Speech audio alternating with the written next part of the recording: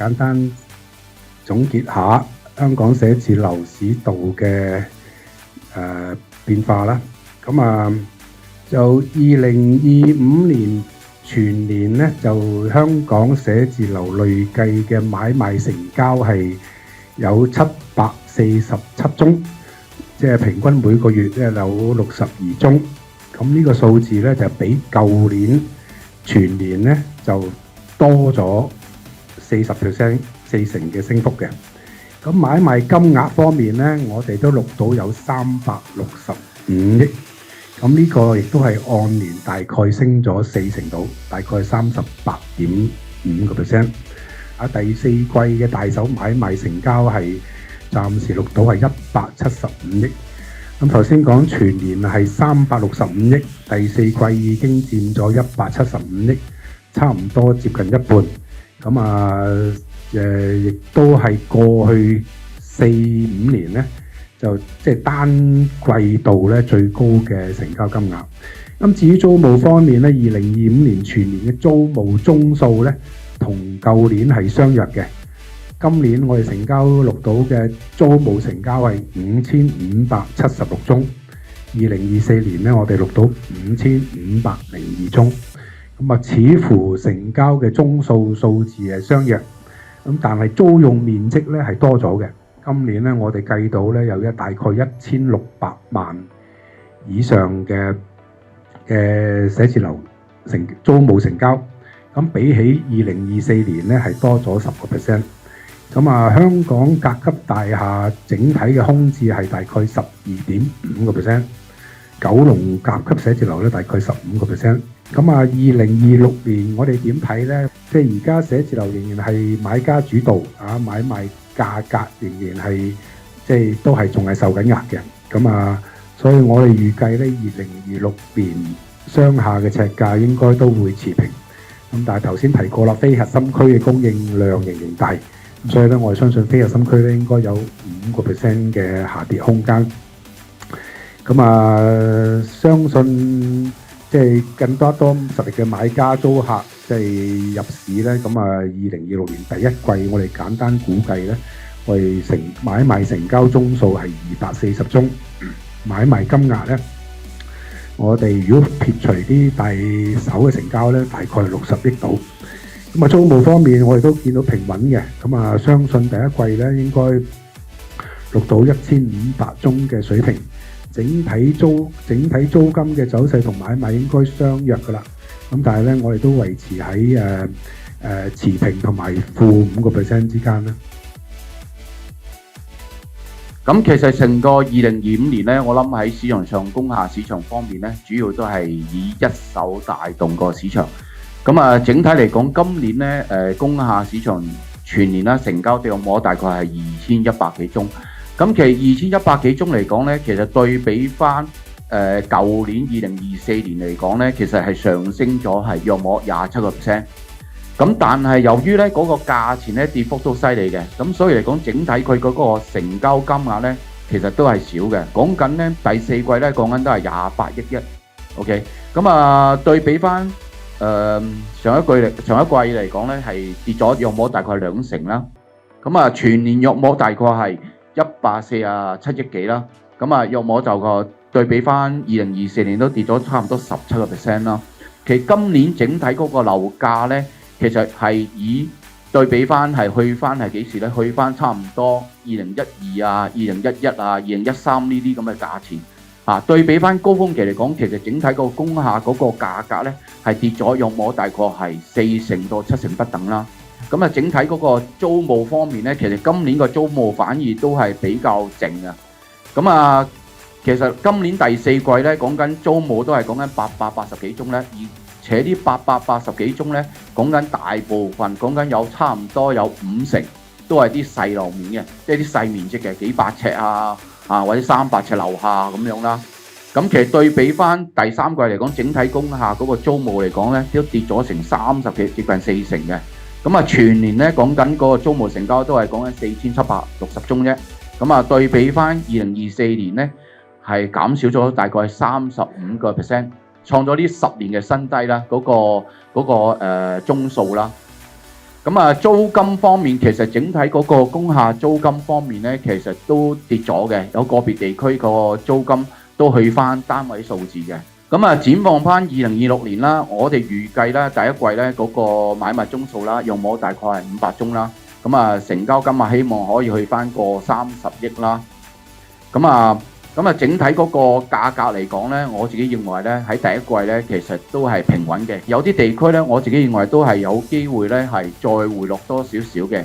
咁譬如觀塘區啦，柴灣啊或者黃莊呢啲有機會啦，可能跌多5%啦。咁去翻第二季開始啦，可能慢慢咧就係平穩啦，有機會就開始個整體個氣氛就會好啲啦。咁至於租務方面咧，整體嚟講咧，我哋睇翻咧就係維持翻咧，約莫喺第一季嚟講咧，大概係約莫1200宗左右啦。咁啊，租金嚟講都係持平至大概係跌5%啦。咁啊，其實如果講香港個商鋪咧，都喺工商鋪3個範疇咧，就似乎受壓都比較大一啲嘅。其實如果講成交嗰個宗數嚟計咧，其實如果講鋪位嘅買賣市場咧，其實都係相對萎縮嘅。即係如果比起寫字樓啊或者工商類別咧，其實鋪位買賣咧而家真係差唔多咧。我哋見到第四季咧，大約係得返140幾宗，即係平均一個月咧就50宗都冇啊，得40幾宗。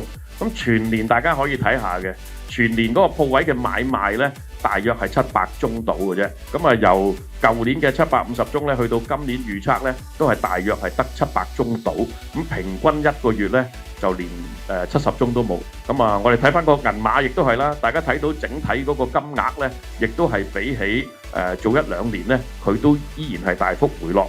咁如果講金額方面咧，佢都即係講緊係少咗成30幾個%。嗱，咁租務成交咧就明顯地睇到咧，其實嗰個租務成交都係少咗嘅。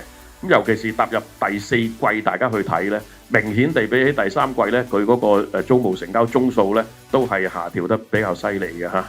好，再落。咁啊，全年嚟睇咧，就嗰個租務成交宗數咧，即係維持大約係一個月大約300宗到啦，都唔係一個高水平噶啦。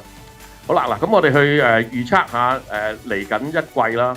咁如果睇翻整體嗰個鋪位嗰個表現嘅狀況咧，咁佢個成交量咧都唔算係會特別好啦。咁但係咧就估計咧就喺經歷咗2025年嗰個調整咧，就希望踏入2026年咧就個狀況會改善好啲啦。咁我哋預計喺即係2026年嘅第一季咧，大約有200宗嘅成交量啦。咁啊，金額大約係30億。咁如果講買賣嗰個價格走勢咧，似乎都仲有下調嘅空間。好啦，咁租務成交方面咧，就希望租金下調咗之後咧，整體成個業態即係調整完畢之後咧，就開始適應翻而家新嗰個市場啦。咁啊，希望個租務成交宗數咧就會一路上升翻，去到第一季900宗啦。